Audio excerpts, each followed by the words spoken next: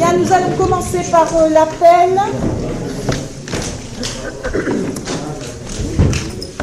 Donc, Monsieur Bouslimani. Présent. Madame Montbailly. Présente. Monsieur De France. Présent. Madame Canal. Présent. Monsieur Charon. Oui, présent. Madame Dubois. Présent. Monsieur Guillemet donc est excusé et m'a donné pouvoir. Madame Fernandez. Présent. Monsieur Rafa. Présent. Madame Vicente. Madame Bureau. Monsieur Bousteau. Présent. Monsieur Gadio. Monsieur Mailly. Présent. Madame Mercier. Madame Vinceau. Pardon. Excusez-moi, ça commence bien. Ça, c'est Vinceau Jacqueline. Hein. Ça a été mon... Voilà. Donc, désolé Bernard. Donc, Monsieur Vinceau, présent.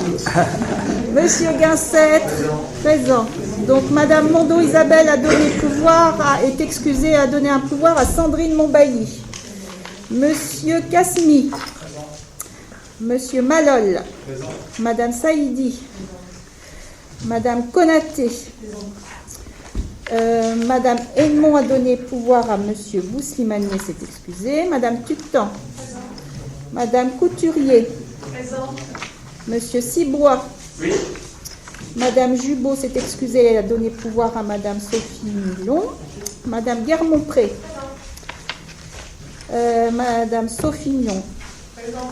Monsieur Massa s'est excusé et a donné pouvoir à Monsieur Cibois. Monsieur Pinault s'est excusé et a donné pouvoir à Madame Guermont-Pré. Et Monsieur Yaou s'est excusé et a donné pouvoir à Madame Couturier. Donc il nous faut un secrétaire de séance. Qui était secrétaire la dernière fois?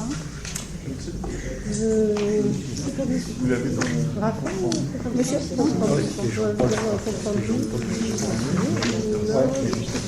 Moi, Julien.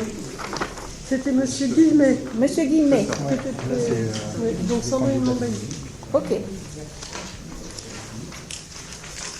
Donc, nous passons aux décisions. Voilà, les décisions qui vous sont jointes. Est-ce que vous avez des questions? Est-ce que vous êtes, vous approuvez le compte rendu des décisions? C'est bon pour tout le monde? Je vous remercie. Alors ensuite, le compte rendu de la séance du 10 septembre appelle-t-elle des remarques de votre part? Madame Le Million. J'avais une question à vous poser parce que j'avais pu comprendre que du coup, il y avait un règlement intérieur qui était encore D'actualité. Actuellement et qui ne permettait pas de mettre des remarques. Et du coup, il se trouve que dans ce compte rendu, il y a notamment plusieurs remarques que j'ai faites, elles sont dans le compte rendu, mais du coup, je me dis, il ne répond pas au règlement intérieur qui est actuellement en actualité, puisque ne devrait pas avoir de remarques. C'est une bonne question. J'avoue que je ne sais pas y répondre Voilà. forcément. Et puis j'ai une deuxième petite question. Ce compte rendu donc, est approuvé aujourd'hui, or il est déjà sur le site de la ville. En amont de notre réunion de ce soir, Ouais. c'est ce que vous voulez dire. Donc du coup, si par hasard on n'approuvait pas un compte rendu, il est déjà sur le site de la ville depuis, je pense. Oui, je vous rejoins, c'est pas logique. Il devrait l'être après. Voilà. Nous sommes. Alors du coup, je m'en suis rendu compte, à vrai dire par hasard aujourd'hui, mais du coup, il est sur le site depuis plusieurs jours. C'est normal? Ben oui. Alors, Parce que s'il y a des modifications ou des remarques par rapport à ce compte rendu, on fera une autre publication. Hein, sur le site, on prendra en considération les remarques si d'aventure elles sont validées. Alors, Parce qu'on a toujours fonctionné comme ça. Est-il juste possible de rajouter, Ouais. ça me choque un petit peu de voir un compte rendu qui n'est pas approuvé On a toujours sur un fonctionné site de comme la ça. ville, du coup, Hein, à la on a vue toujours de tous les publié. magasins. Après, je peux aussi comprendre que les décisions, elles soient affichées. Donc, oui, c'est ça. Ouais. C'est-à-dire qu'après le conseil municipal, elles ça. sont. Les est-ce que décisions du sont coup, il affichées. pourrait y avoir une petite Ouais. phrase qui dit que le compte rendu à ce jour n'est pas approuvé et sera approuvé Ouais. lors de la prochaine séance ou quelque chose comme ça? Parce que j'avoue que sur le coup, ça m'a un peu... Oui, oui, le cas. Alors, bon, c'est vrai qu'antérieurement, c'était déjà la même Bah, procédure. on n'a Hein. pas. Mais du coup, il n'y avait pas de remarques. Or là, du coup, dans celui-là, il y a des Si, remarques. il y avait des remarques. Si. Enfin, c'est ce que les services Ouais. sur les décisions. On n'a rien changé à notre fonctionnement antérieur par rapport à ça. Et c'est possible de rajouter que du coup, il sera pas... Enfin, non, ça ne paraît pas compliqué, non? Bon, ça ne doit pas être compliqué. Après, est-ce que c'est nécessaire? C'est ça la question. Hein? Donc, on entend, hein, et puis on va revoir ça. Bien. J'ai une petite Oui, monsieur Cibois. question complémentaire. Pour le bien-être des élus de Mainvilliers, si vous pouviez l'imprimer sur des feuilles un peu plus grandes. Non, parce que notre but est de faire des économies en tirage papier. Donc déjà, vous l'avez, je pense, sous forme dématérialisée. Vous avez un nombre de délibérations qui sont avec des feuilles blanches. Donc il y a aussi possibilité de faire des économies de ce côté-là. Je suis d'accord avec vous. Donc yeux, ça pourrait être On entend. agréable On va faire de notre mieux. d'avoir, Sérieusement, Aussi allez, bien pour le compte-rendu du conseil municipal que pour les prochaines délibérations où effectivement, voilà, on procédera peut-être de façon alors, différente. On est par mail, qu'on puisse, mais sérieusement, lire un document comme ça. On l'a pas. On n'en voit pas par mail. On envoie par mail, c'est possible ou pas? C'est possible. Alors si on envoie par mail, du coup, on n'édite plus, on est d'accord? Hein, on peut. Oui. Voilà. Donc Après, quand on posera la question du compte-rendu, de l'approbation, on est bien d'accord. Alors après, peut-être qu'on pourra continuer par Oui, on contre l'aura à l'afficher, mais on ne l'aura plus sous forme papier. Hein? Donc tout le monde est d'accord pour ce principe? Bon, entendu. Alors, si vous l'envoyez par mail, pardon, je vous rappelle que, je ne sais pas, mais j'ai quelques difficultés à recevoir le mail. Alors, Même dans les spams, j'ai rien. Pardon, on a interrogé notre service informatique, monsieur Cibois. Donc ça fonctionne quand on vous l'envoie en individuel. Et ça ne fonctionne pas quand vous êtes dans notre liage. Vous savez, on envoie tout. En groupé. Donc je ne peux pas vous répondre. Je ne sais pas ce qui se passe. Mais c'est effectivement quand on le met dans l'alias, on regarde bien, il y a bien votre adresse mail, michel.cibois. On a vérifié ensemble mardi. Donc quand on vous fait partir dans l'alias, vous ne l'avez pas. Quand on vous fait en individuel, ça fonctionne. On a interrogé notre service informatique. Il a essayé de regarder pour l'instant, il n'y a pas de réponse. C'est les mystères de l'informatique, mais c'est voilà, vous êtes bien dans l'alias avec la même adresse, mais ça ne fonctionne pas quand vous êtes en groupe, alors que ça marche en individuel. Donc on a vérifié depuis mardi, on essaie de, alors que Romain avait déjà eu le problème précédent cet été, on cherche, mais on vous l'enverra en individuel dès qu'on aura trouvé. On est désolé, mais je sais pas.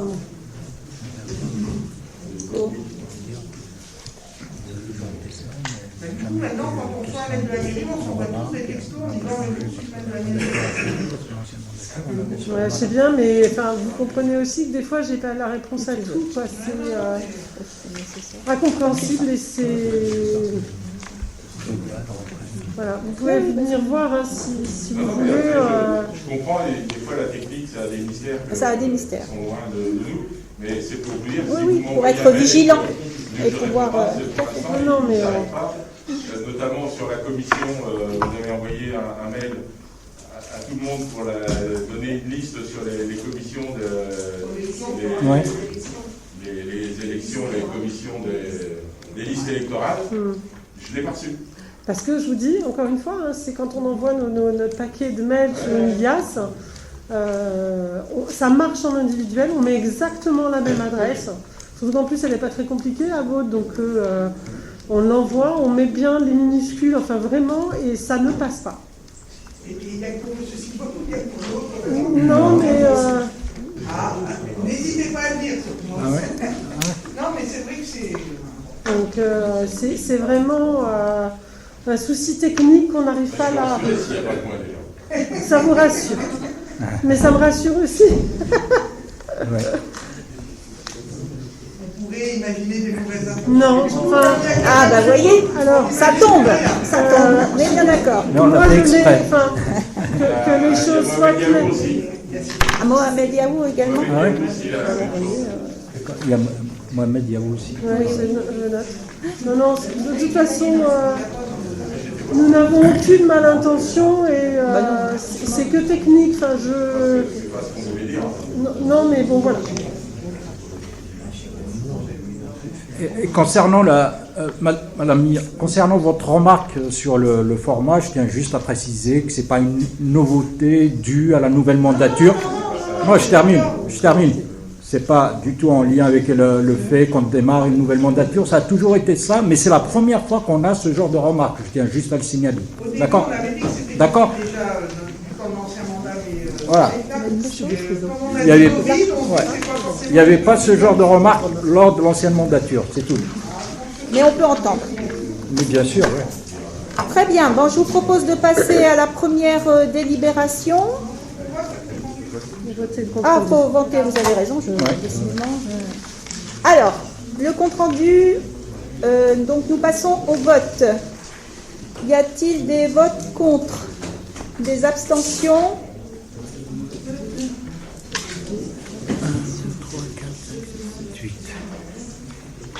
Entendu. Donc la délibération numéro 1. Donc, suivant les dispositions du CGCT, le conseil municipal se réunit et délibère à la mairie de la commune. Donc, la salle dite du conseil municipal ne permet pas de maintenir une distanciation sociale entre les élus et techniciens participant aux échanges de la réunion de l'assemblée délibérante. Donc, il vous est proposé d'autoriser la tenue du conseil municipal en salle d'honneur, donc la salle dans laquelle nous sommes, avec, on vous précise, une entrée éventuelle du côté de l'entrée d'honneur qui donne sur la place de la Résistance, on vous précise également que ces dispositions resteront en vigueur tant que la crise sanitaire perdure et qu'en fonction de son évolution, une nouvelle délibération sera proposée afin d'acter un retour des réunions en salle du conseil municipal. Donc nous passons au vote. Y a-t-il des votes contre? On peut avoir une question avant de voter? Oui. Question technique par rapport aux enregistrements, parce que dans l'autre salle, il y a les micros, donc ça passe bien en enregistrement. Et quand il y a une intervention du fond de la salle avec le petit appareil, ça prend. Il y a une bonne... On n'a pas de souci. D'autres questions? Non. Nous passons au vote. Donc, y a-t-il des votes contre? Des abstentions? Merci à vous. Donc, la délibération 2. Donc, les droits à la formation des élus. Donc, suite à la séance d'installation du conseil municipal du 3 juillet, puis celle du conseil municipal du 10 juillet. Donc, il faut, dans les 3 mois qui suivent donc, le renouvellement, délibérer sur l'exercice du droit à la formation des élus et déterminer les orientations et les crédits qui sont ouverts à ce titre. Donc, on vous rappelle que les dépenses de formation ne peuvent être inférieures à 2% du montant total des indemnités de fonction et qu'elles ne peuvent excéder 20% de ce même montant. Donc, au regard du nombre d'adjoints et de la fixation des indemnités, donc le budget formation doit être compris entre 3 600 € et 36 000 €. Donc, il vous est proposé de fixer les conditions d'exercice du droit à la formation des élus et de déterminer par là même les orientations et les crédits ouverts à ce titre. Donc, on vous propose, comme les années précédentes, d'inscrire au budget 2021 la somme de 10 000 €, sachant bien évidemment que cette somme, si elle n'est pas utilisée, le report se fait sur le budget suivant, et si elle était dépassée, on abonderait en ce sens avec une décision modificative. Et de préciser que conformément à l'article L2123-12 du CGCT, un tableau récapitulatif des actions de formation des élus financées par la commune sera annexé au compte administratif. Il doit donner lieu à un débat annuel sur la formation des membres du conseil municipal. Et il vous est également demandé de noter que les crédits relatifs aux dépenses de formation qui n'ont pas, c'est ce que j'ai dit, n'ont pas été consommés, sont inscrits et affectés en totalité au budget de l'exercice suivant. On a l'autre fois, lors de la commission plénière, parlé du DIF élu. Donc là, c'est une information qui vous a été envoyée, un lien, c'est ça? Non, on a fait des photos. Vous avez fait des photocopies. Voilà. D'accord, que dans la vous avez pochette. donc sur votre pochette et pour lequel vous avez donc les renseignements concernant ce dispositif. Donc un dispositif qui existe depuis 2016 et qui a été revu là cet été en 2020. Avez-vous des questions? Vous avez dit pour 2021, mais c'est pour 2020 ça, les 10 000. Oui, mais si jamais ça n'était pas consommé la totalité, on reporterait à l'exercice suivant. C'est bon pour tout le monde? Nous pouvons passer au vote. Donc y a-t-il des votes contre? Des abstentions? Donc, merci à vous. Donc nous passons à la délibération 3. Donc il s'agit de la commission consultative des services publics locaux avec la confirmation du nombre de sièges ouverts au profit des associations locales. Donc lors de la séance du conseil municipal du 10 juillet 2020 et pour les communes de plus de 10 000 habitants, il est créé une commission consultative des services publics locaux. Ladite commission est composée de membres de l'assemblée délibérante et il y a un nombre des sièges qui est fixé par délibération du conseil municipal pour des associations, des représentants d'associations locales. Donc, après consultation au niveau des associations locales, donc, nous n'avons pas le nombre suffisant de candidatures. Donc, il vous est proposé de fixer à 3 le nombre de sièges des titulaires et à 3 le nombre des sièges des suppléants pour les membres nommés par le conseil municipal issus d'associations locales et de confirmer les désignations opérées par le conseil municipal par délibération du 7 mars 2020 de la séance du conseil municipal du 10 juillet 2020 des 3 titulaires et des 3 suppléants des membres issus des associations. Et donc vous avez le tableau qui vous est joint. Et de confirmer que les autres dispositions de la délibération numéro 2020-703 restent inchangées. C'est bon pour vous? Oui.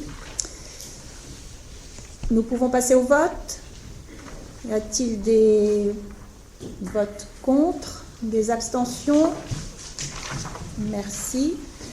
Nous passons à la délibération numéro 4, le groupement d'intérêt public GIP Aprolis Centre Achat avec la désignation des représentants. Donc en 2014, la commune a rejoint l'association Centre Achat qui regroupe les structures qui souhaitent bénéficier des résultats d'un achat mutualisé en matière de fourniture, de travaux, services au niveau de la région Centre-Val de Loire, en agissant en qualité de pouvoir adjudicateur et que la collectivité dispose de 2 représentants au sein du GIP, un titulaire et un suppléant. Le conseil municipal est donc compétent pour procéder à la désignation de ses membres. Donc, il vous est demandé, dans un premier temps, de recourir à la désignation à main levée. Voilà, conformément aux conditions qui vous sont édictées. Puis, dans un second temps, il vous sera proposé de procéder à la désignation. Alors, est-ce que vous êtes d'accord pour procéder à un vote à main levée? Qui est pour? Il faut changer un peu. Merci. Donc, au niveau des candidatures, y a-t-il des candidats? Donc, pour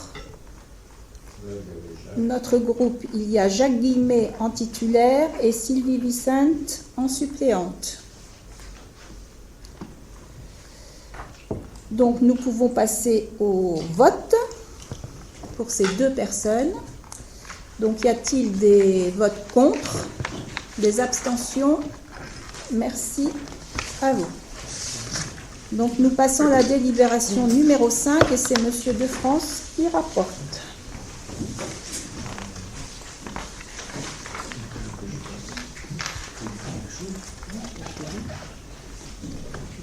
Tu lis notre délibération.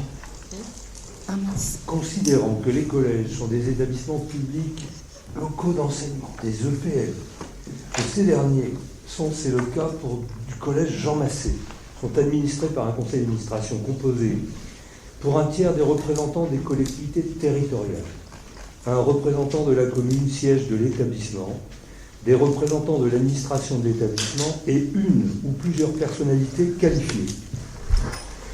Dans le cas où ces dernières représenteraient le monde économique, elles comprendraient à parité des représentants des organisations représentatives des salariés et des employeurs pour un tiers, des représentants élus du personnel de l'établissement, pour un tiers des représentants élus des parents d'élèves et élèves.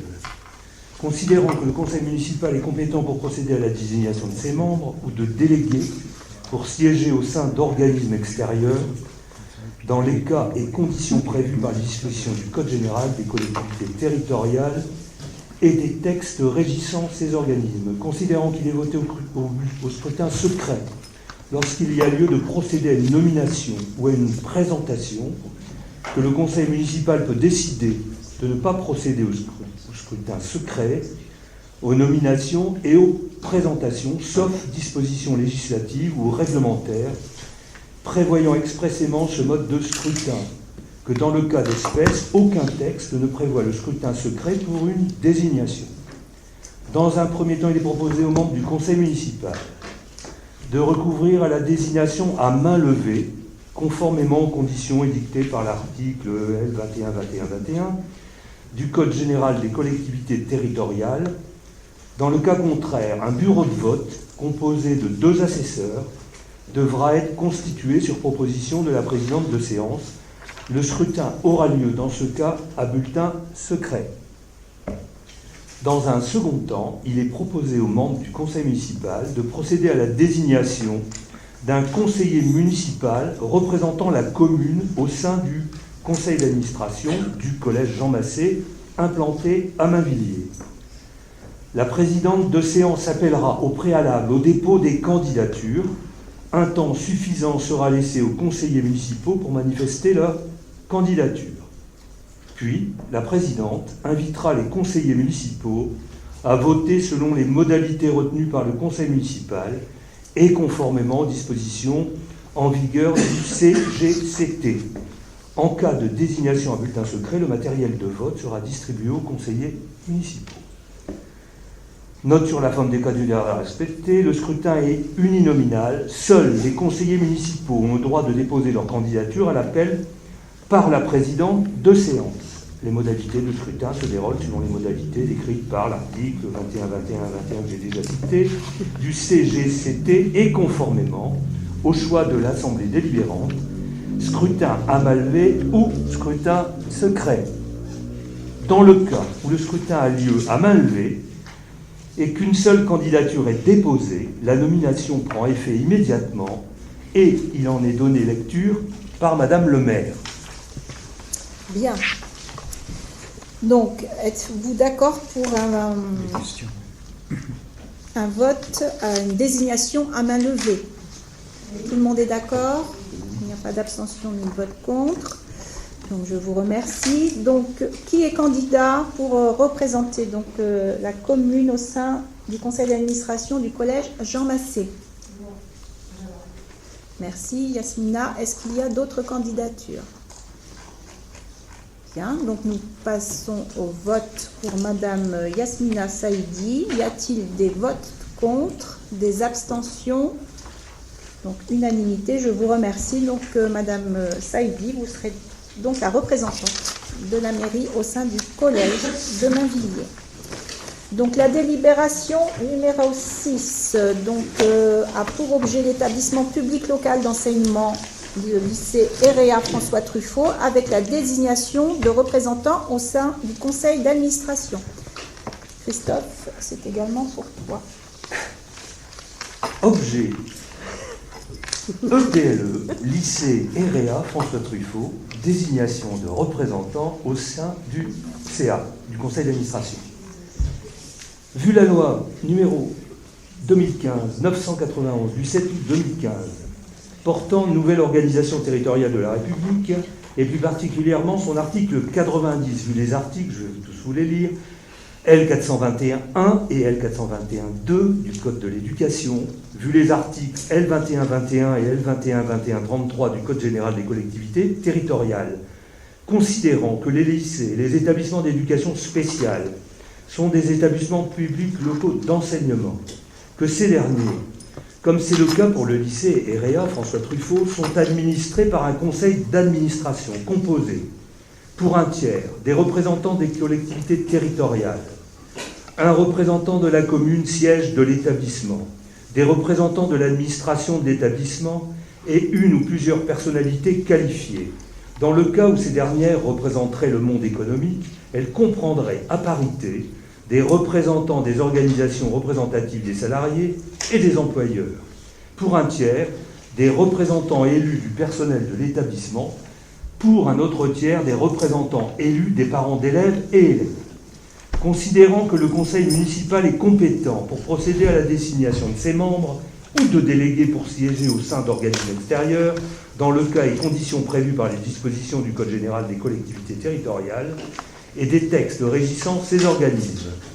Considérant qu'il est voté au scrutin secret lorsqu'il y a lieu de procéder à une nomination ou une présentation, que le conseil municipal peut décider de ne pas procéder au scrutin secret, aux nominations et aux représentants, sauf dispositions législatives ou réglementaires prévoyant expressément ce mode de scrutin. Que dans le cas d'espèce, aucun texte ne prévoit le scrutin secret pour cette désignation. Dans un premier temps, il est proposé aux membres du conseil municipal de recourir à la désignation à main levée, conformément aux conditions édictées par l'article L2121 du Code général des collectivités territoriales. Dans le cas contraire, un bureau de vote composé de 2 assesseurs devra être constitué sur proposition de la présidente de séance. Le scrutin aura lieu, dans ce cas, à bulletin secret. Dans un second temps, il est proposé aux membres du conseil municipal de procéder à la désignation d'un conseiller municipal représentant la commune au sein du conseil d'administration du lycée EREA François Truffaut, implanté à Mainvilliers. La présidente de séance appellera au préalable au dépôt des candidatures. Un temps suffisant sera laissé aux conseillers municipaux pour manifester leur candidature. Puis, la présidente invitera les conseillers municipaux à voter selon les modalités retenues par le conseil municipal et conformément aux dispositions en vigueur du CGCT. En cas de désignation à bulletin secret, le matériel de vote sera distribué aux conseillers municipaux. Note sur la forme des candidatures à respecter. Le scrutin est uninominal. Seuls les conseillers municipaux ont le droit de déposer leur candidature à l'appel par la présidente de séance. Les modalités de scrutin se déroulent suivant les modalités décrites par l'article L2121 du CGCT et conformément au choix de l'Assemblée délibérante, scrutin à main levée ou scrutin secret.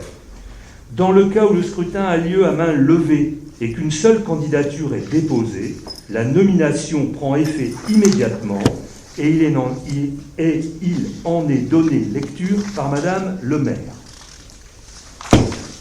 Merci. Alors, vous êtes toujours d'accord pour que le vote se fasse à main levée? Vous pouvez passer ça, Christophe, s'il vous plaît. Y a-t-il donc un candidat pour le... Donc Christophe de France est candidat. Donc nous votons pour sa candidature. Y a-t-il des votes contre? Des abstentions? Donc je vous remercie. Donc Christophe de France donc, sera notre élu représentant la commune au sein du conseil d'administration du lycée François Truffaut. Donc nous passons à la délibération 7. Donc là il s'agit des désignations des représentants dans les différents conseils d'école. Donc Christophe, c'est à toi. Si vous voulez bien, je vais laisser les articles que j'ai déjà cités un certain nombre de fois. Je vais commencer à considérant que dans chaque école Le conseil d'école est composé de membres suivants: le directeur de l'école, président et 2 élus, soit le maire ou son représentant, et un conseiller municipal désigné par le conseil municipal, les maîtres de l'école et les maîtres remplaçants exerçant dans l'école au moment des réunions du conseil. Un des maîtres du réseau d'aide, le RAZ, spécialisé, intervenant dans l'école, choisi par le conseil des maîtres de l'école, ainsi que les représentants des parents d'élèves, en nombre égal à celui des classes de l'école, élus selon les modalités fixées par arrêté du ministre chargé de l'éducation, et enfin le délégué départemental de l'éducation nationale, chargé de visiter l'école, l'inspecteur de l'éducation nationale de la circonscription, assiste de droit aux réunions. Considérant qu'à Mainvilliers, il y a 3 conseils d'école dans les établissements scolaires suivants: l'école primaire Jean Zay, l'école primaire Pierre de Coubertin et l'école primaire Émile Zola et Victor Hugo. Considérant que le conseil municipal est compétent pour procéder à la désignation de ses membres ou de délégués pour siéger au sein d'organismes extérieurs, dans les cas et conditions prévus par les dispositions du Code général des collectivités territoriales et des textes régissant ces organismes. Considérant qu'il est voté au scrutin secret lorsqu'il y a lieu de procéder à une nomination, une présentation, que le conseil municipal peut décider de ne pas procéder au scrutin secret, aux nominations et aux présentations, sauf dispositions législatives ou réglementaires prévoyant expressément ce mode de scrutin. Que, dans le cas d'espèce, aucun texte ne prévoit le scrutin secret pour ces désignations. Dans un premier temps, il est proposé aux membres du conseil municipal de recourir à la désignation à main levée, conformément aux conditions de l'article, etc. Je vous laisse lire. Dans un second temps, il est proposé aux membres du conseil municipal de procéder à la désignation d'un conseiller municipal dans chacun des conseils d'école de la collectivité énoncée ci-dessus. La désignation se fait par conseil d'école. La présidente de séance appellera au préalable au dépôt des candidatures. Pour chacun des conseils d'école, un temps suffisant sera laissé aux conseillers municipaux pour manifester leur candidature. Puis, la présidente invitera les conseillers municipaux à voter selon les modalités retenues par le conseil municipal et conformément aux dispositions. En cas de désignation à bulletin secret, le matériel de vote sera distribué aux conseillers municipaux. Note sur la forme des candidatures à respecter. Le scrutin est uninominal. Seuls les conseillers municipaux ont le droit de déposer leur candidature à l'appel par la présidente de séance. Les modalités de scrutin se déroulent suivant les modalités décrites et conformément au choix de l'Assemblée délibérante, scrutin à main levée ou scrutin secret. Dans le cas où le scrutin a lieu à main levée et qu'une seule candidature est déposée, la nomination prend effet immédiatement et il en est donné lecture par Madame le maire. Merci. Donc, êtes-vous d'accord pour que le vote se fasse à main levée? Oui. Avant de donner la réponse sur le vote à main levée, je voudrais vous poser une question. Là, il y a 3 postes à donner. Vous avez vu que tout à l'heure, on a voté majoritairement selon vos désignations. Donc, comme il y a 3 postes, on voudrait avoir un poste sur l'école primaire Zola Hugo. Donc, est-ce que sinon on ne participera pas au vote, puisque de toute façon ça ne sert à rien de voter. Nous sommes 8, vous êtes 25. Donc, est-ce que vous acceptez qu'on prenne un poste sur les 3?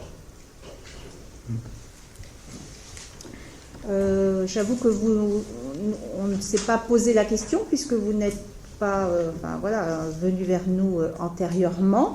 Donc ça mérite quand même qu'on en débatte un petit peu parce que les écoles, c'est quand même des lieux sensibles. Hein, donc votre choix en plus sur Victor Hugo, Zola, est pertinent. Donc je vais vous demander 2 secondes d'interruption et puis on va revenir vers vous. D'accord ? Et puis, avant le conseil municipal, il y a une plénière. Oui. Ce genre de demande, normalement, par correction, il aurait fallu peut-être nous interpeller à ce moment-là. Pour éviter justement, mais y compris pour vous, parce que du coup, il va y avoir un temps de concertation et puis on va revenir. Enfin, voilà, pour gagner du temps, la prochaine fois, ce genre de remarques, s'il vous plaît, plutôt les formuler lors de la plénière. Il n'y a aucun manque de correction, n'allez pas sur ce terrain-là. Le conseil municipal est un lieu de débat. Oui, d'accord. On vote comme vous, on accepte certaines choses. On a le droit de s'exprimer, on a le droit de revendiquer une place sur 3. Par souci d'efficacité. tant qu'ancienne conseillère municipale depuis plusieurs mandats. Mes premiers mandats à la mairie de Mainvilliers, j'ai eu l'extrême honneur d'avoir été désignée comme représentante de la municipalité à l'époque c'était dans l'école Victor Hugo. Voilà, ça s'est perdu au cours du dernier mandat, mais c'est quelque chose qui a existé, donc il me paraît normal de se demander. Bien sûr. Eh bien, écoutez, on revient vers vous très rapidement. Hein? Donc, consultation de l'ensemble des élus de la majorité. Donc, la décision est de ne pas vous associer aux représentations dans les conseils d'école pour deux raisons. Enfin, pour une raison majeure. La politique qui est menée au sein des écoles est une politique forte dans laquelle notre groupe a inscrit des thèmes majeurs donc, que nous souhaitons porter en tant que majorité. Donc voilà la raison principale pour laquelle nous ne souhaitons pas avoir d'autres représentants que les représentants de notre liste. Alors, nous passons à la désignation à main levée. Donc je vous demande de vous prononcer. Qui est pour la désignation à main levée?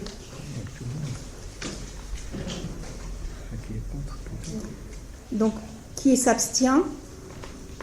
Qui est contre? Je l'ai dit tout à l'heure, Oui, on a donc, bien entendu. Donc c'est une abstention pour votre groupe. Vous ne prenez pas part au vote. Okay. Très bien. Alors, nous passons à la désignation pour les trois groupes scolaires. Alors, pour le groupe Jean Zé, qui est candidat? Donc, Madame Fernandez, Laetitia Fernandez. On vote un par un ou... Il faut redemander par école à chaque fois. Donc, par école, ok. Donc, pour la candidature de Laetitia Fernandez au niveau du groupe scolaire Jean Zé. Qui s'abstient? Qui est contre? Donc, qui est pour? On va être obligé de... Voilà, merci. Pour le groupe scolaire Victor Hugo, Émile Zola. Donc, qui est candidat? Donc, Monsieur Gadio. Donc, même principe. Y a-t-il des abstentions? Des votes contre? Donc, qui est pour?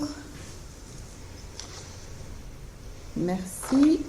Pour le groupe scolaire Coubertin, qui est candidat? Madame Canal. Pardon. Donc, Madame Canal. Donc, y a-t-il des abstentions? Des votes contre? Qui est pour? Merci.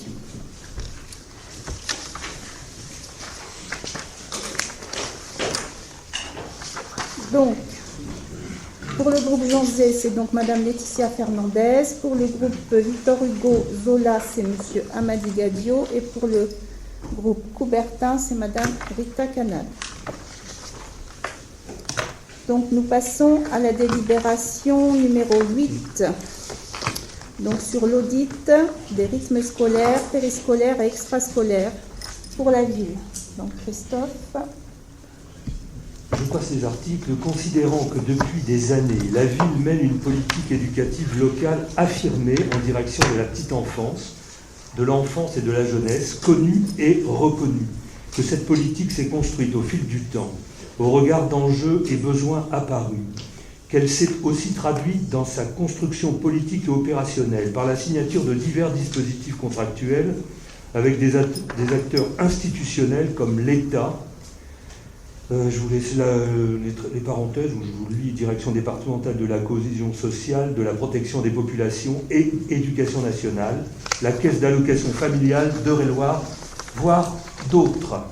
Considérant que ces dispositifs contractuels sont venus à un moment opportun et nécessaire, au regard d'enjeux divers et notamment financiers, conforter les intentions éducatives portées politiquement, ils ont alors engagé ces acteurs institutionnels dans une dimension de partenariat fort.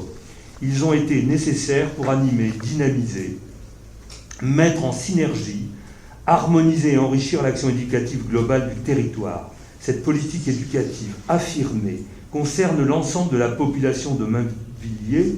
Elle se nourrit des problématiques petite enfance, enfance et jeunesse, pour tout ce qui concerne les temps périscolaires, extrascolaires, voire scolaires. Au cœur de cette politique éducative, la diversité du public qui la compose, cible première de l'action, aux besoins de moins en moins uniformes, parfois singuliers et en évolution permanente. Considérant qu'en septembre 2013, et dans le respect de la loi d'orientation et de programmation pour la refondation de l'école de la République, la ville de Mainvilliers a mis en œuvre un projet éducatif territorial, élaboré avec l'ensemble des partenaires de la collectivité. Il a été renouvelé une fois dans le même mode opérationnel.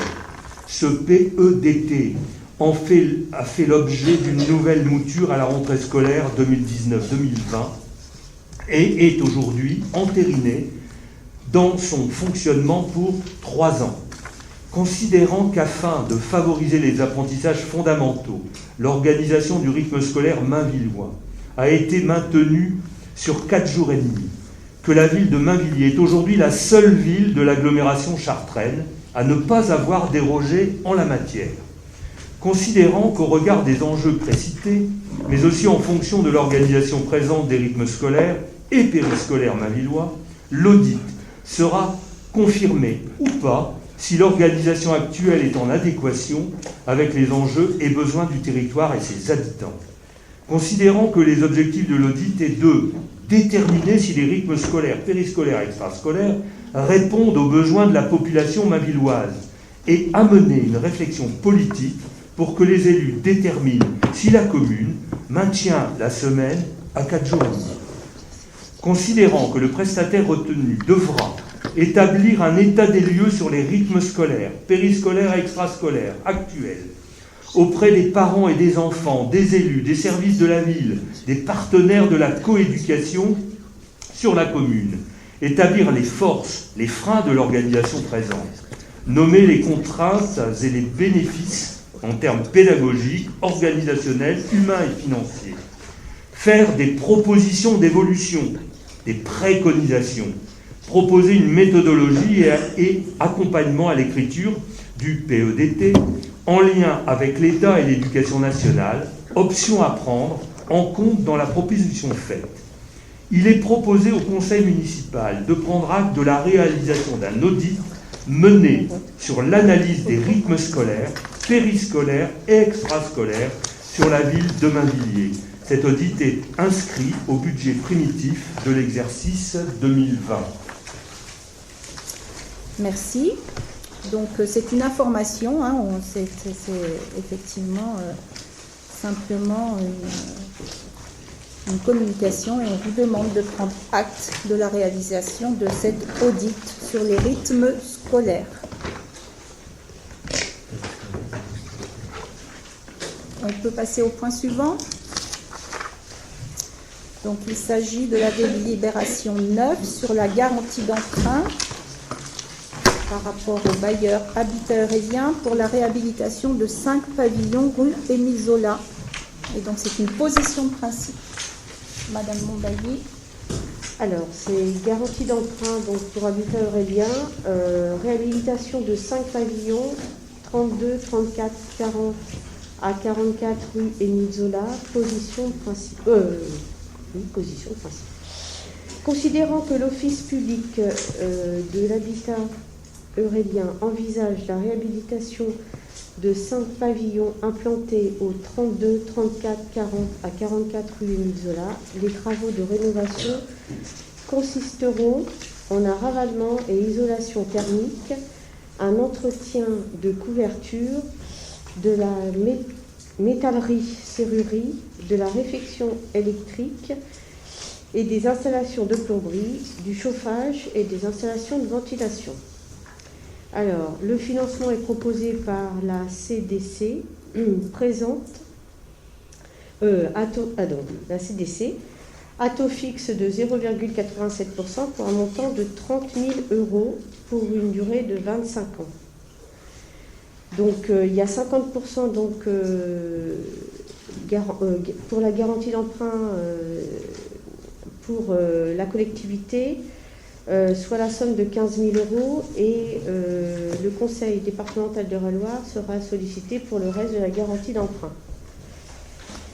Il est proposé au conseil municipal de prononcer un accord de principe sur la demande formulée par l'office public de l'habitat. Très bien, merci. Donc ça, c'est quelque chose, effectivement, que l'on a l'habitude de voir, hein, puisque les collectivités sont souvent sollicitées pour ce type d'emprunt et de demande. Donc, je vous propose de passer au vote. Donc, y a-t-il des abstentions, des votes contre? Donc, merci à vous.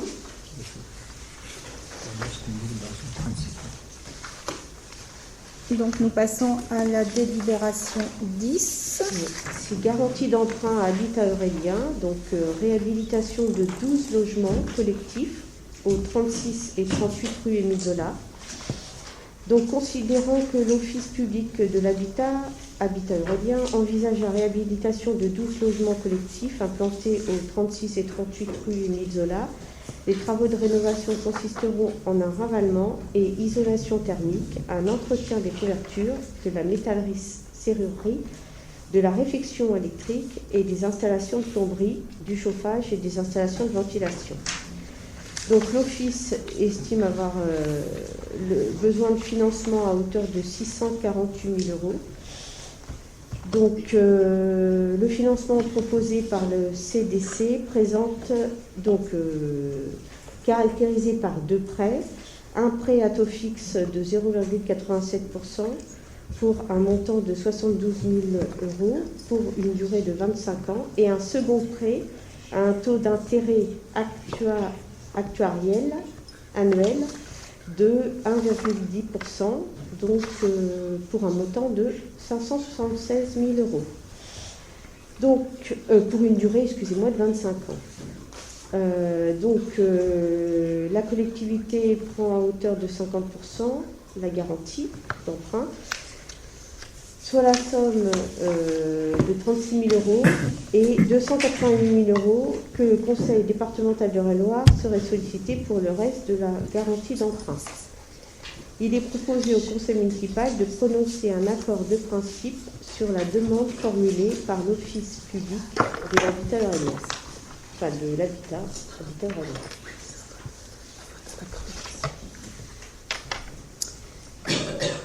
Merci. Donc, nous pouvons passer au vote pour l'accord de principe. Donc, y a-t-il des abstentions, des votes contre? Merci à vous. Donc, la délibération 11. Donc, même... Garantie d'emprunt Habitat Aurélien, donc réhabilitation de 30 logements collectifs au 1, 13, 15, 23 et 25 rue Roland-Brutier.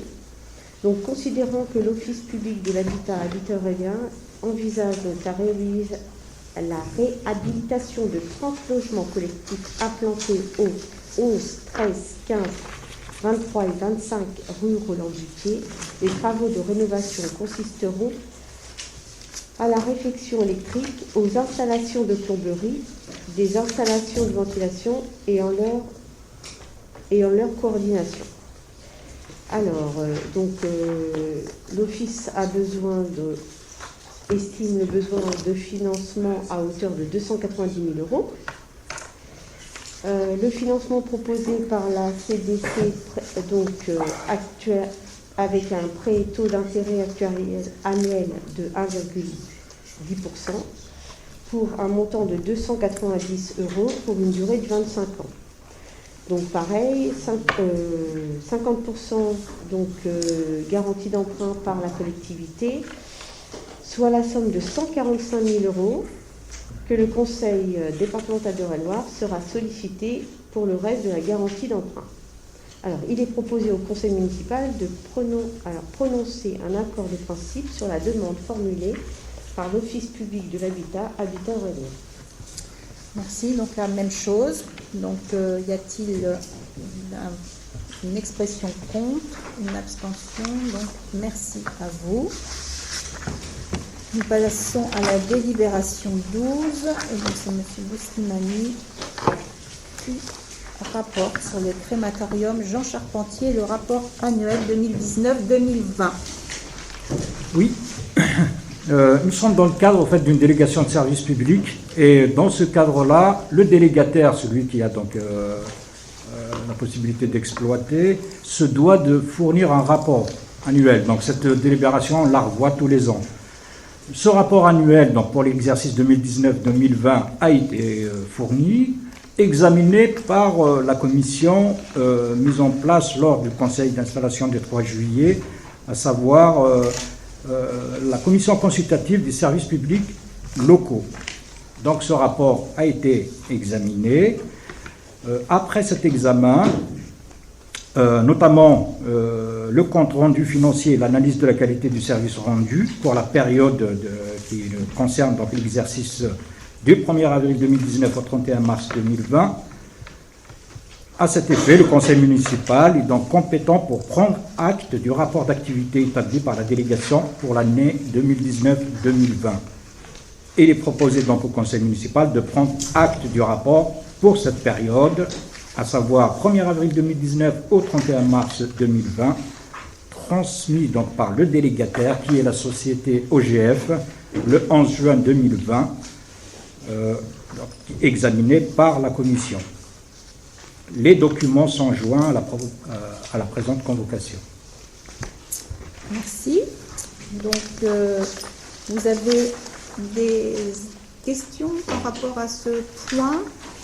Donc, la commission, effectivement, ça a eu lieu. Enfin, donc, nous avons une présentation très détaillée.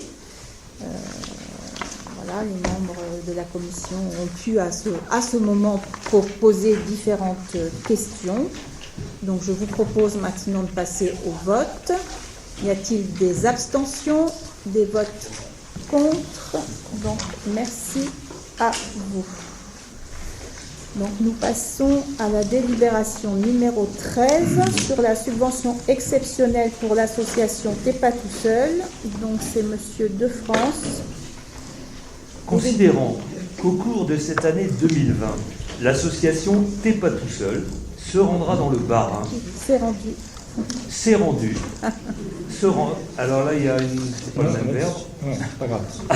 Afin d'y séjourner, donc séjournement, et répondre ainsi à sa vocation de partir de l'isolement de certaines personnes, sortir de l'isolement de certaines personnes, considérant que l'association sollicite une aide exceptionnelle pour la participation aux frais de déplacement, considérant que le projet a été détaillé lors de la commission seniors et aînés le 30 janvier 2020, et que celle-ci a approuvé le principe d'une participation à hauteur de 500 €. Considérant que l'association avait initialement informé la ville, est-ce bien nécessaire que je relise tout ça? Très bien. Considérant que l'association avait initialement informé la ville de Mainvilliers en mai 2020 qu'elle annulait son séjour compte tenu de la crise liée à la Covid-19, avant de finalement prévenir la ville au début du mois de septembre 2020 que le dit séjour était maintenu. Considérant que le conseil municipal est compétent pour attribuer les subventions, il est proposé aux membres du conseil municipal d'approuver le versement d'une subvention exceptionnelle au titre de l'année 2020 au profit de l'association T'es pas tout seul d'un montant de 500 €. D'autoriser Madame le maire à signer l'ensemble des actes permettant le versement de la dite subvention.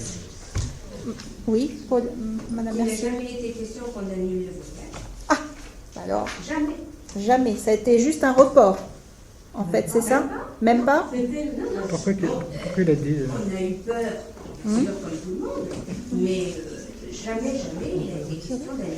On va donc le retirer. Hein? On va l'enlever. Oui. On va l'annuler. Non, l'annulation, on va l'annuler. Ah non, pas la subvention. On va juste annuler la phrase, mais on va maintenir la subvention. Bon, ça se détend, c'est bien. Alors, comment ça se fait que c'est ça qui a été... Bon, alors, on est bien d'accord sur le principe donc d'attribuer une subvention exceptionnelle de 500 €.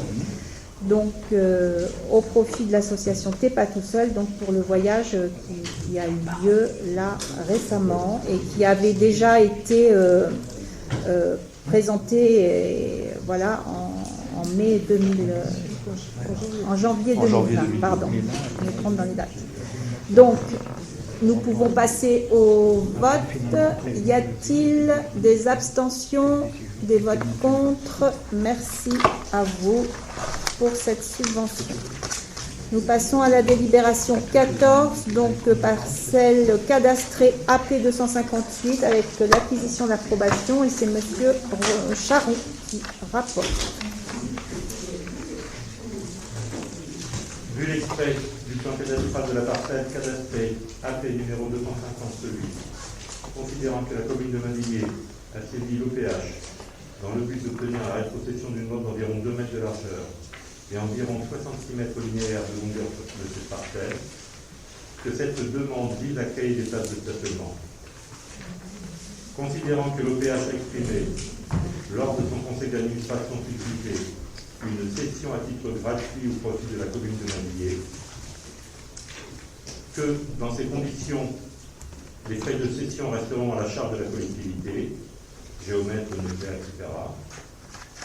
Considérant que l'article L 141.3 du Code de la voirie routière subdivisé prévoit que la procédure de classement d'une voie est dispensée d'enquête publique préalable lorsque le classement envisagé n'a pas pour conséquence de porter atteinte aux fonctions de dessert plus de circulation assurée par les voies, il est proposé aux membres du conseil municipal d'approuver l'acquisition en faille de l'office public de l'habitat, habitat aurélien, d'une partie de la parcelle cadastrée AP 258, 6 rue du 14 juillet à Mandelier, dont la limitation est matérialisée sur le plan annexé.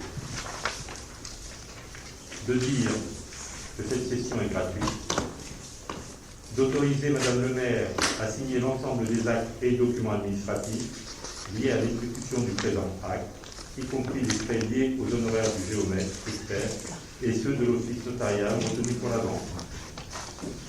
De dire que les différents frais liés à cette acquisition seront pris en charge par la commune. Merci. Donc vous avez effectivement le plan qui vous a été annexé, qui reprend bien la petite bande. Donc il faut savoir que cela permettra la matérialisation de 8 à 9 places. Et donc c'est à la fois la matérialisation de places, mais aussi la réalisation d'une voie piétonne pour sécuriser le passage. Tout à fait. Et que ces places sont pour l'ensemble des habitants de la rue et pas forcément. Ce n'est pas nominatif ni réservé à cette nouvelle résidence. Nous pouvons passer au vote. Y a-t-il des abstentions? Des votes contre? Merci à vous. Donc, nous passons à la délibération 15 sur la zone d'aménagement concerté des Closeaux avec la procédure de déclaration d'utilité publique et d'enquête parcellaire avec la sollicitation auprès de la préfète de Réloir et son autorisation. Monsieur Charon, c'est à vous. Considérant que le secteur des Closeaux est classé au PLU de Mandelier, approuvé en février 2014, en zone 1, AUC, zone à urbaniser à court terme, à vocation d'habitat, et constituant une d'entre eux, que ce secteur présente un positionnement stratégique à proximité du centre-ville, des équipements publics, des commerces, ainsi que des services.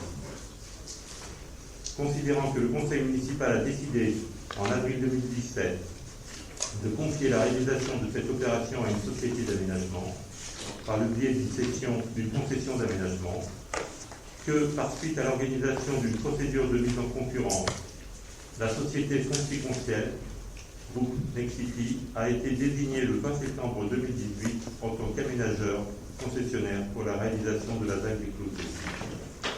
Considérant que, conformément au terme de traité de concession signé le 9 novembre 2018, l'aménageur a notamment pour mission de mener l'ensemble des études nécessaires à l'approbation du dossier de réalisation de la ZAC, de procéder à l'acquisition du foncier nécessaire à l'aménagement du projet et de commercialiser les terrains destinés à accueillir les futurs logements. considérant que le programme des équipements publics ainsi que le dossier de réalisation de la ZAC des Closeaux ont été approuvés par le conseil municipal du 12 décembre 2019, que le périmètre de la ZAC des Closeaux porte sur une superficie totale d'environ 3,5 hectares, considérant que le programme global des constructions inscrit au dossier de réalisation de la ZAC des Closeaux est le suivant: environ 127 logements répartis, 35% de logements locatifs sociaux, soit une quarantaine d'unités réalisées sous forme de logements collectifs et intermédiaires.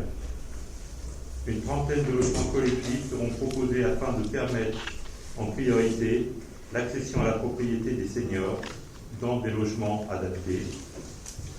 Quelques unités de terrain à bâtir seront proposées en accession destinées en priorité aux ménages primo-accédants sur des parcelles d'environ 275 m². Le reste du programme, soit environ 45 unités, sera proposé sous la forme de terrain à bâtir libre de constructeurs de 350 à 450 m² en moyenne. La réalisation d'un bassin ludique en cœur d'opération, servant à la fois d'ouvrage de gestion des eaux pluviales et d'espace de convivialité au sein du quartier. Cet espace public structurant sera complété par de tout petits espaces verts répartis dans tout le quartier des Closeaux. La mise en œuvre d'un principe de piétonisation et de végétalisation de l'espace public central, avec le positionnement du stationnement sur des aires aménagées aux entrées de l'îlot jardin. Ce dispositif concerne environ 18 terrains.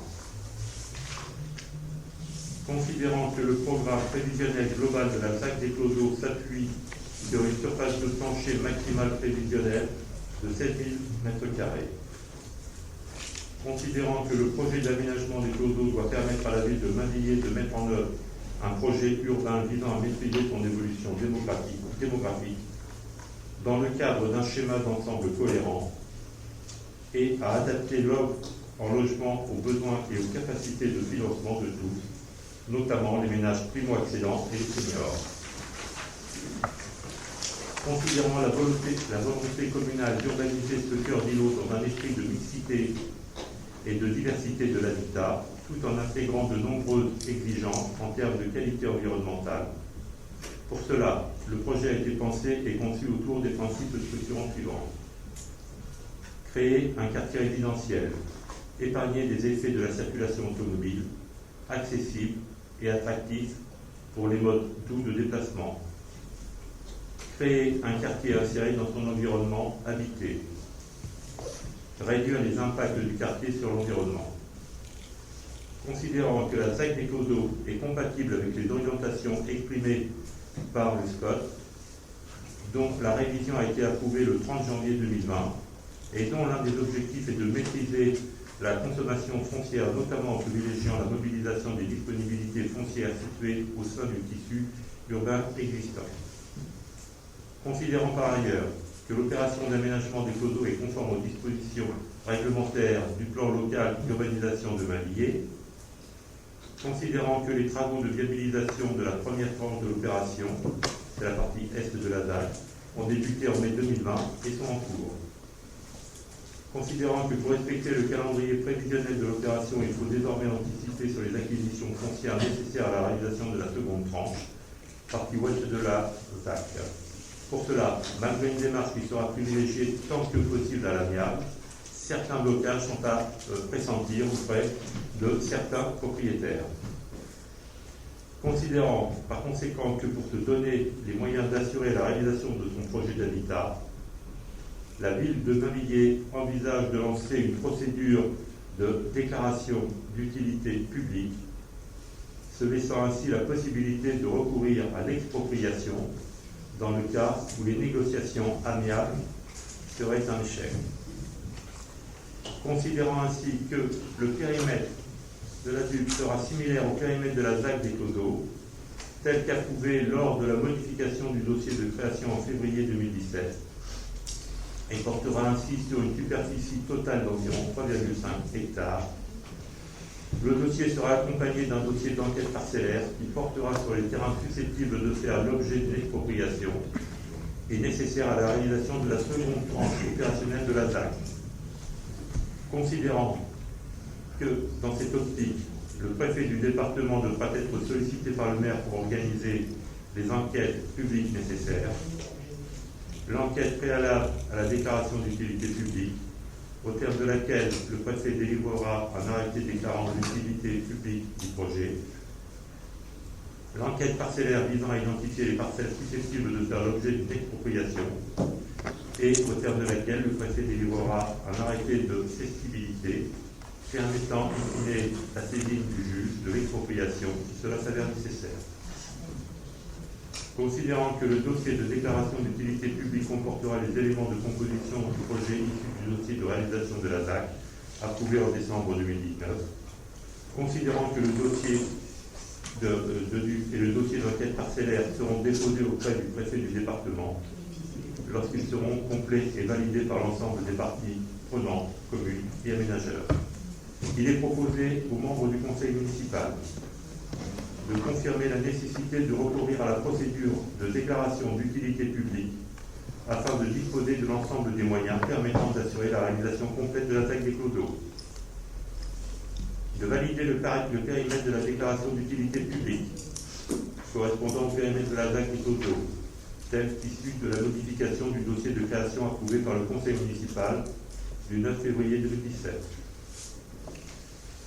De confirmer la nécessité de joindre au dossier un dossier d'enquête parcellaire permettant d'obtenir la cessibilité de toute ou partie des terrains non encore maîtrisés à ce jour et nécessaire à la réalisation de la seconde tranche opérationnelle de la ZAC.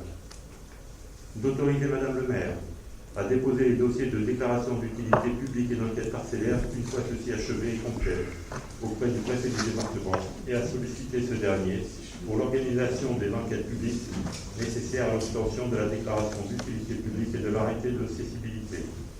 D'autoriser Madame le maire à mettre en œuvre toute formalité et à signer les pièces nécessaires à la bonne exécution de la présente délibération. Merci. Merci. Bon, ça a le mérite, c'est vrai que cette délibération elle était un petit peu longue, mais je pense qu'elle était nécessaire, puisque ainsi on peut, notamment pour les nouveaux élus, prendre connaissance de ce programme qui est en cours effectivement depuis, ça a été rappelé, plusieurs années. Donc rien de particulier, si ce n'est tout ce processus pour rentrer dans les différentes procédures permettant la continuité sur la deuxième phase de la ZAC des closeaux. Y a-t-il des questions par rapport à cela? Donc nous pouvons passer au vote. Y a-t-il des abstentions, des votes contre? Donc, merci à vous. Donc, nous passons à la délibération 16 avec la zone d'aménagement concertée toujours sur la ZAC de Coiville, avec la convention publique d'aménagement du 16 février 2005 et le compte rendu annuel à la collectivité et l'arrêté des comptes au 31 décembre. Vu les différents articles, considérant la possibilité pour des communes de recourir à des sociétés d'économie mixte, notamment pour la réalisation d'opérations d'aménagement et précisant les modalités d'intervention de ces dernières, considérant que lorsqu'une opération d'aménagement est confiée à une tierce personne, celle-ci devra remettre annuellement un compte rendu annuel à la collectivité qui précise l'état des réalisations en recettes et en dépenses, et d'autre part, l'estimation des recettes et des dépenses restant réalisées, le plan de trésorerie ainsi qu'un tableau des acquisitions et cessions immobilières réalisées pendant la durée de l'exercice pour approbation à l'organe délibérant. Considérant qu'il appartient au conseil municipal d'approuver annuellement le compte rendu annuel d'activité remis par des tierces personnes tirées en charge des déclarations d'aménagement sur la commune, considérant le compte rendu annuel et l'arrêté des comptes remis à la CAIDEL pour la ZAC de Boisville et comportant les données suivantes extraites de la note de conjoncture, acquisition, procédure administrative et études. Ces phases sont terminées. Travaux d'aménagement. Les aménagements de la rue Rosa Bonheur, de la rue du Verger, et de la rue de Boisville ont été livrés précédemment et ouverts à la circulation publique, avec un différé sur les abords de 2 immeubles, lots E et F, en cours de construction à proximité de la RD 239. C'est le programme d'accession Nexity et logement social habitat Aurélie. Le montant des travaux réalisés s'élève à 2 576 260,13 € pour taxe, soit 91% des engagements. Section. Le lot B, association C'est pas tout seul. Le lot de la clinique. Les 47 terrains à bâtir. Les lots B et C. ICL, 29 logements sociaux. 33 maisons de ville ainsi que les lots E et F, Nexity, 2 immeubles collectifs, ont été commercialisés durant l'exercice précédent. 2 maisons de ville ont été commercialisées et les 5 lots restants sont sous promesse de vente. Le lot A, 9 plus et 2 plaies, PLAI, a été commercialisé dans le courant de l'année 2019. Financement de l'opération trésorerie. L'emprunt contracté auprès du Crédit Agricole a été remboursé en totalité à la fin 2017. L'amende de trésorerie de 400 000 € versée par la commune de Mainvilliers pour la cession des lots E et F City a été remboursée le 23 janvier 2019. Le montant prévisionnel au titre du Fonds national d'archéologie préventive, estimé à 150 000 €, dont le dossier est toujours à l'instruction à la trace du centre, devrait être connu en 2020. La trésorerie fait apparaître un solde positif, sans frais financiers pour l'année 2019. Le bilan. Charge. Le bilan prévisionnel actualisé fait apparaître une augmentation des dépenses de 26 127 € hors taxe par rapport au dernier bilan approuvé, pour un total de dépenses de 5 951 349,79 hors taxe. Produit. Le bilan fait apparaître une variation de recettes de 26 500 € par rapport au dernier bilan approuvé pour un total de recettes de 6 290 082 et 100 centimes. Résultat, le bilan fait apparaître un solde positif de 338 732 € et 51 centimes. Il est proposé au conseil municipal d'approuver les pièces annexées au présent projet de délibération, soit le compte rendu annuel d'activité et l'arrêté des comptes au 31 décembre 2019 de la SADEL pour la ZAC de Boisville. D'autoriser Madame le maire à signer toutes les pièces afférentes à l'exécution de la présente délibération. Donc, merci. Effectivement, un autre projet majeur pour notre commune. Donc, y a-t-il des questions par rapport à ce point? Donc, nous pouvons passer au vote.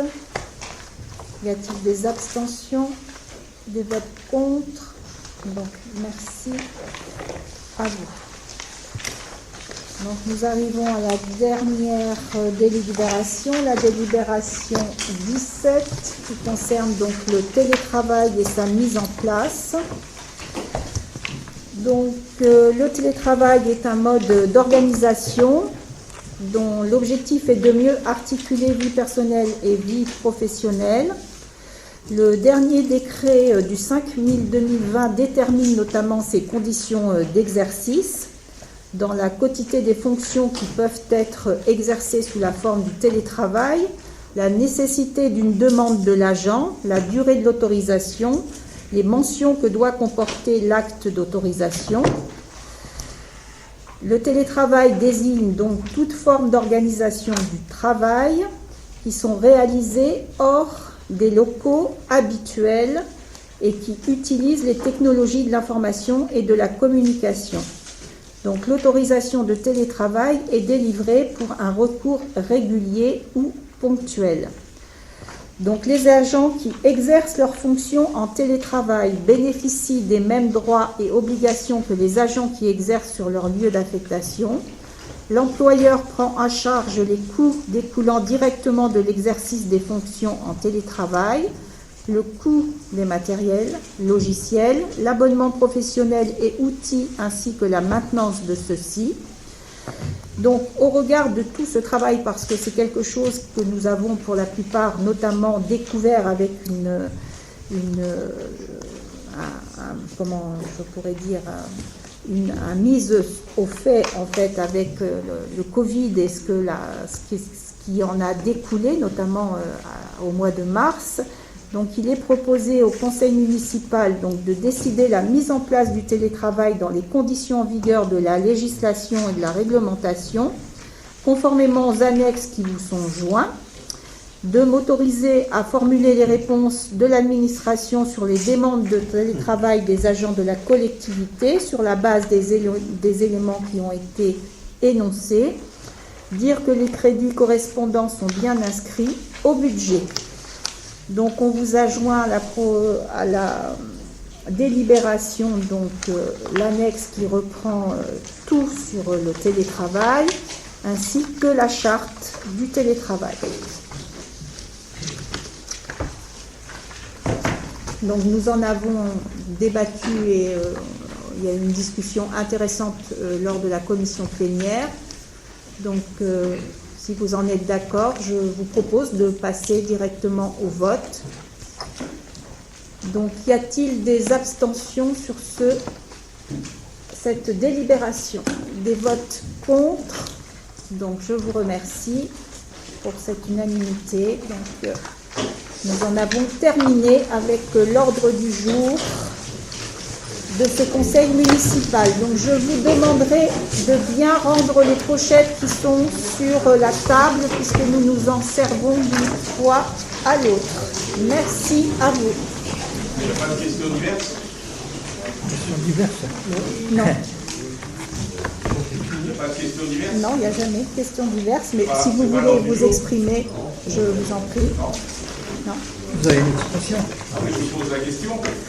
Maintenant, Monsieur Cibois, on dirait que vous découvrez quand même. Ah bah, vous je êtes découvre. avec des élus qui sont quand même là depuis un certain temps, donc je ne comprends pas votre attitude. Je l'entends, mais voilà, un conseil municipal, il a un ordre du jour, il a des délibérations, donc nous n'avons pas normalement à l'issue des questions diverses. Mais je vais lui donner la parole. Mais je peux vous donner la parole si vous le souhaitez. Donc je repose la question, est-ce qu'à celui-ci, il y a la possibilité d'avoir des questions diverses? C'est tout. Vous C'est oui, pouvez. c'est non, hein, Alors, je vous ai répondu. Normalement, les questions diverses, elles devraient nous arriver en amont. Donc, c'est une chose que vous n'avez pas fait. Mais pour ce soir, je vous en prie, vous pouvez vous exprimer et nous sommes prêts à vous écouter. D'accord, les questions diverses, il faut les présenter en amont. Ça n'a pas toujours été le cas, les deux conseils municipaux que j'ai fait, mais bon, voilà. Ah bon? On note. J'ai Sur deux quel sujets. Le premier, c'est comme on n'a pas pu siéger au syndicat de la piscine, si vous pouviez nous faire un petit point d'information Oui, la on vous prochaine le- fois, du coup, sur la piscine, puisqu'on a des informations uniquement dans la presse. C'est un peu dommage, enfin, je trouve que le conseil municipal a une légitimité à être informé des décisions, de ce qui se passe et de ce qui se dit au syndicat de la piscine. Alors, je réponds tout de suite sur le syndicat. Effectivement, ce sera à un ordre du jour d'un futur conseil. D'autant plus que vous, effectivement, mais l'ensemble des autres élus ne siègent pas non plus au niveau du syndicat. Donc, je suis tout à fait pour, effectivement, revenir vers Je l'Assemblée. ne parlais pas que pour moi. Tout à fait. Pour tout le monde. Le deuxième point, je suis interpellé par certains habitants de Mainvilliers par rapport à un projet rue Pasteur. Tout à fait. Je sais également que vous avez été interrogé, donc il y a des inquiétudes.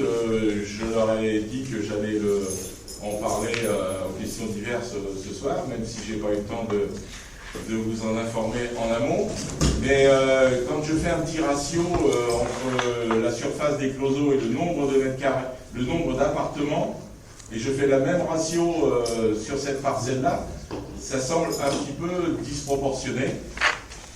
Voilà, c'est vrai que je suis à l'écoute des interrogations, donc je vous demande de regarder le sujet.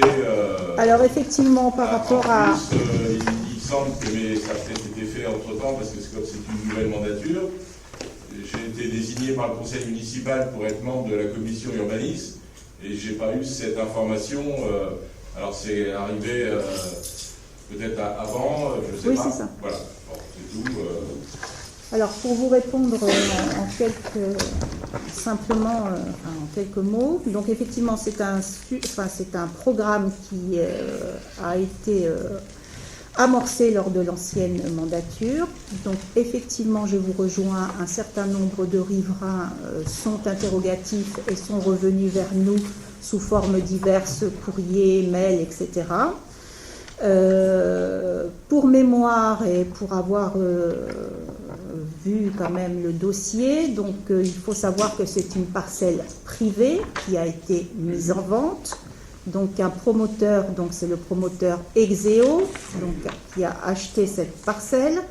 Exeo étant le même promoteur qui a donc construit la résidence Main Street là à l'angle de la rue du 14 juillet et de la rue de la République.